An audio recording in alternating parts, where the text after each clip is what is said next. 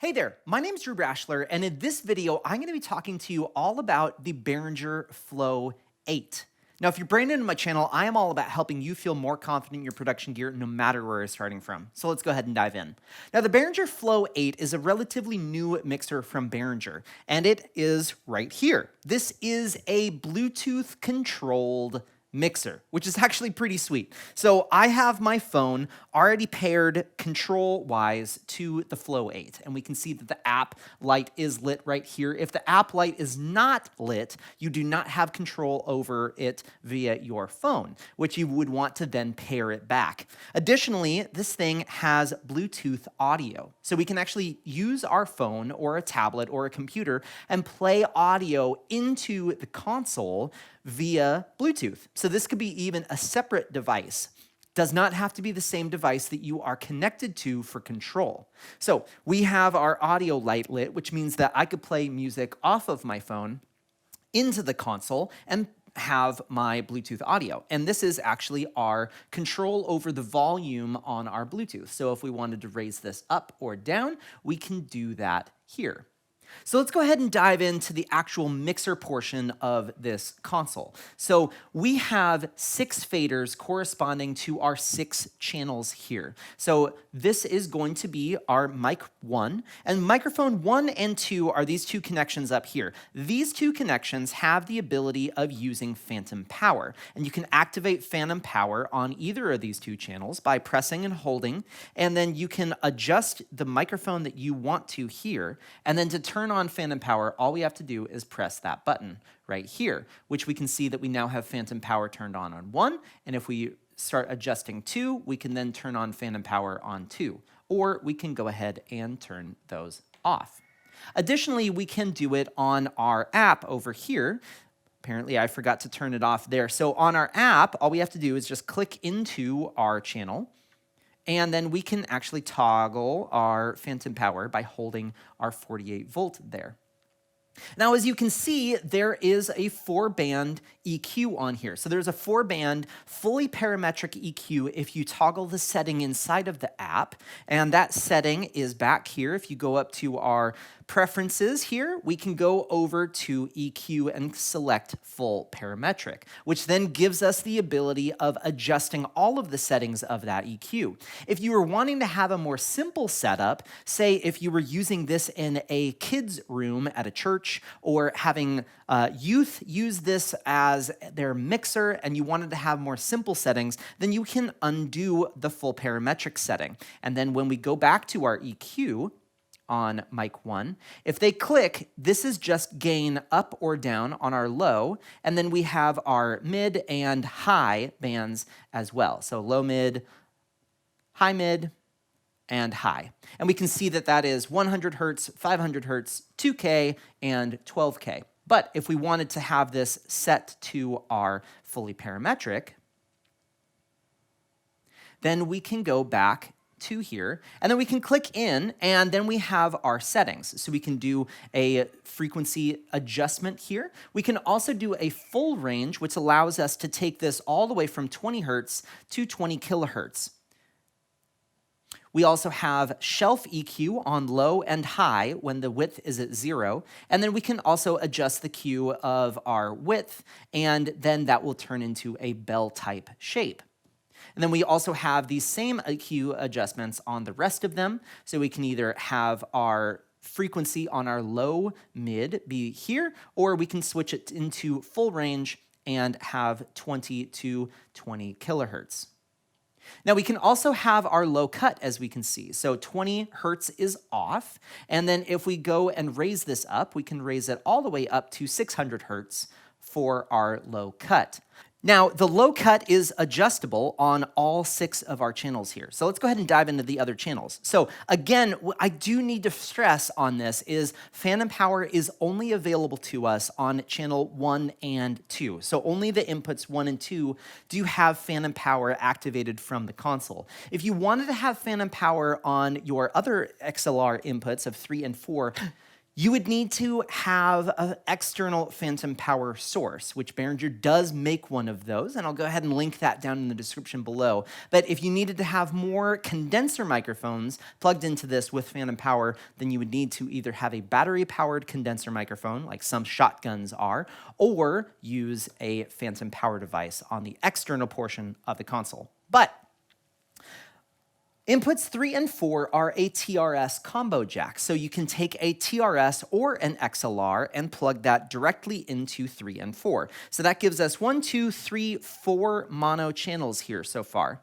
Then we have 5 and 6 and 7 and 8. These two are either a mono or a stereo input, depending on how you have it plugged in.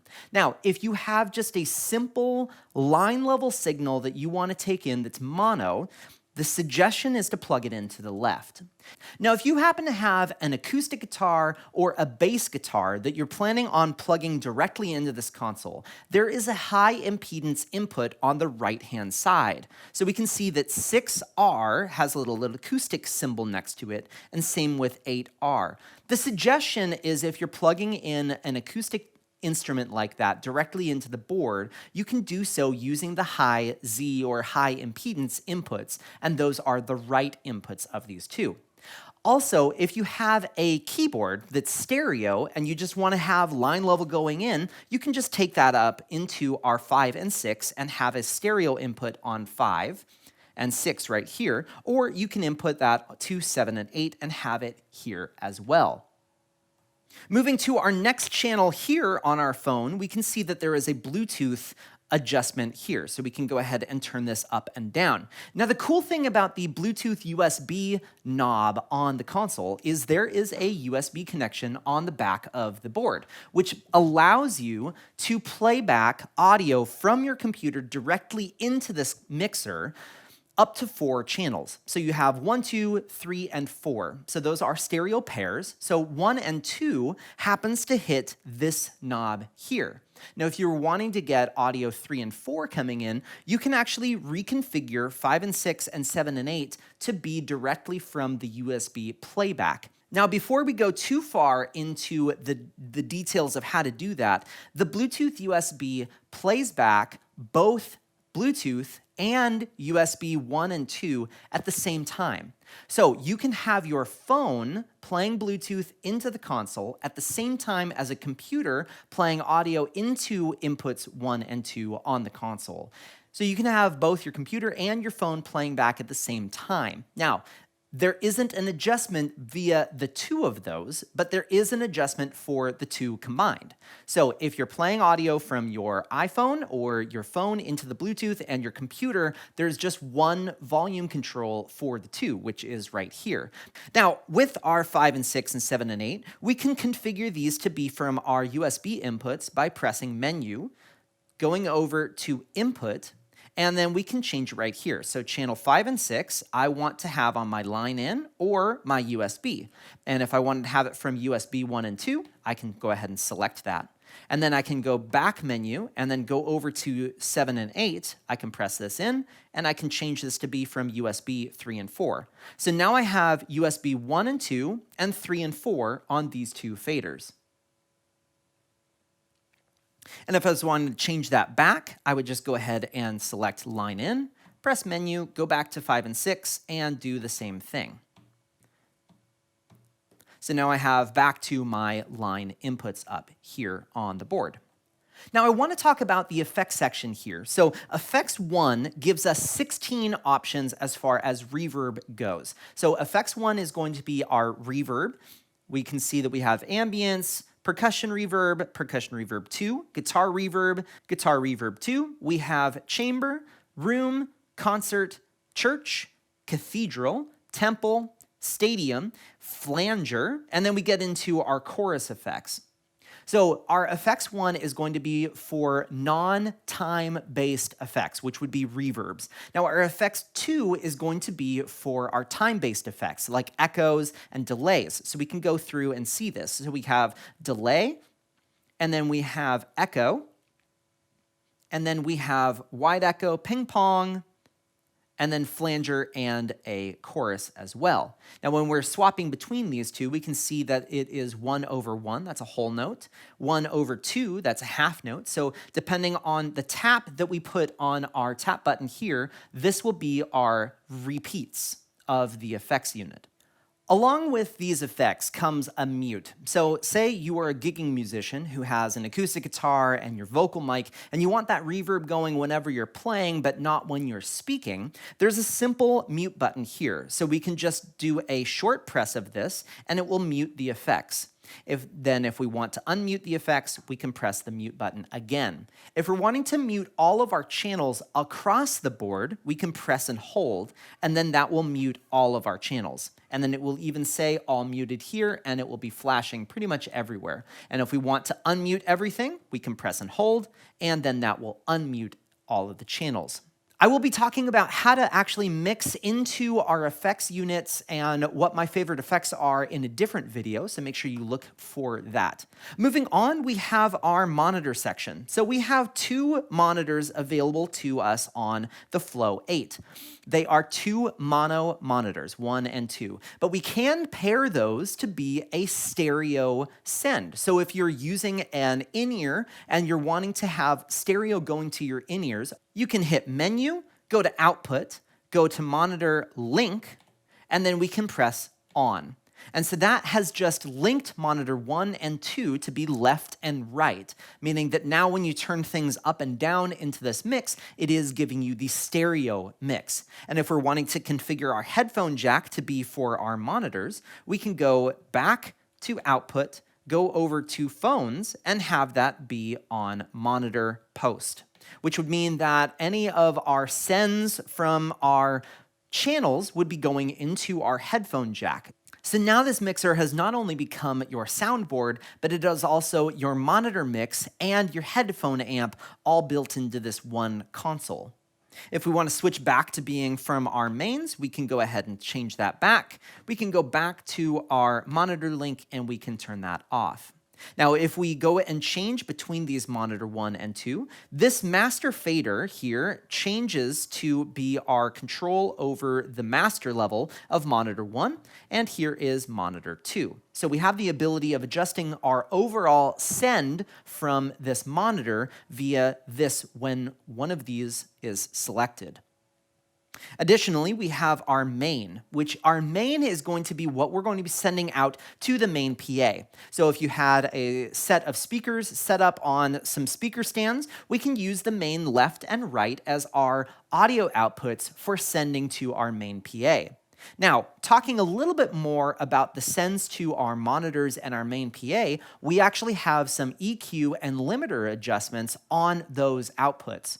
So we can go ahead and press main up here, and then you want to press main out. And this brings you into a window that gives you a 9-band, fully parametric EQ, as well as our limiter here. We can adjust balance and output level as well.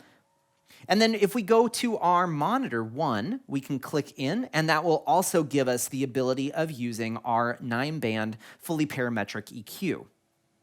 Now, one other thing that I find fascinating is using the USB connection on the back of this, you can multi-track record all of your 8 inputs as well as the stereo left-right main mix.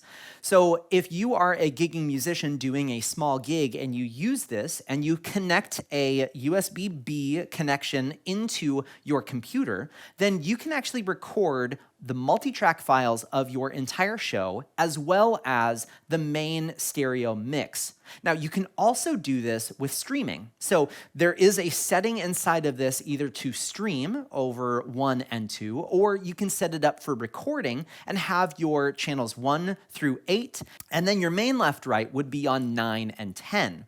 So you can just configure your outputs going to your stream for 9 and 10, and then have all of your individual microphones being recorded multi-track.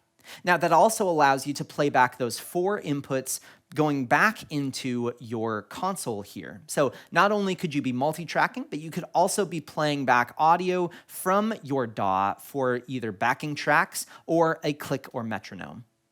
Now, the other cool function about the Flow 8 is that there is a foot switch connection. And the foot switch connection can either be set up for your mute, or you can have it go forward or backward on your snapshots. So there's the ability of saving snapshots on this Flow 8. It is instant recall, so there's no fade between them. But in between a song, if you were planning on going quiet and you had a different tempo setup for song 2 and a different tempo setup for song 3, you could actually forward advance your snapshots of this console forward or backward, depending on what song you want to be playing on. And then you don't even have to reach for your tap tempo. It's just all set up there.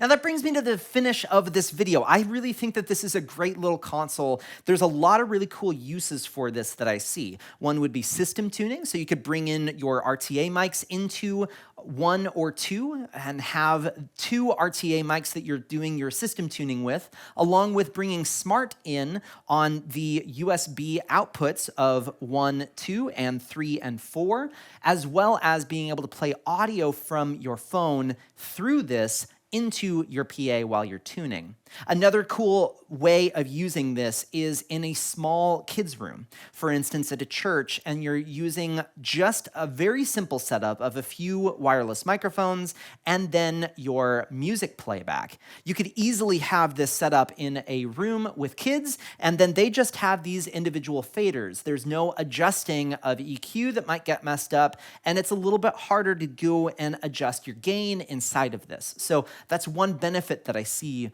with this. The other big market for this would be a gigging musician, someone who is playing with 1 or 2 people, have a couple microphones, some individual things that need to plug into this. This can either be set on a music stand or connect it to a mic stand, or even set it on the ground, and all of your adjustment can be via your phone. So there is a lot of really cool functionality that Behringer has put into this Flow 8 that I'm really excited about. Now, I'm going to be having a full series of videos about the Flow 8, diving in more on how to actually use this. Now, if you do happen to have any questions, feel free to post in the comment section below. Also, if there's a video that you want me to make on the Flow 8, feel free to put that in the comment section below, as I'm always looking through those comments to find videos that are going to be helpful for you. If you haven't already, make sure to subscribe to my channel, or if this or any of my other videos have been helpful for you, consider becoming a member of the channel as a way to say thank you to me and give back to me for supporting me in doing these videos for you. If you haven't already, check out drewbrashler.com. Otherwise, have a great day.